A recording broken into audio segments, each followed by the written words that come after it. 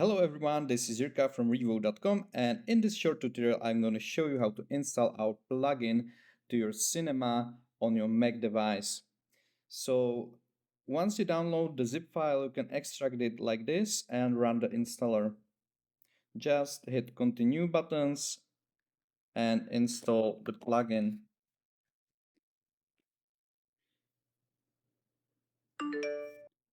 After the installation is finished, you can just open Cinema4D, and here in the extensions tab you can find Reawote PBR loader, and when you open it you will see a window like this. One last thing, if you want to delete the plugin, you have to go to the applications, find here Reawote folder and delete it. And also you have to go to Maxon Cinema 4D folder. Inside is also plugins folder, and in this folder just delete Reawote PBR loader folder. So after that the plugin will be removed from your device, and that's all. Thank you for your watching.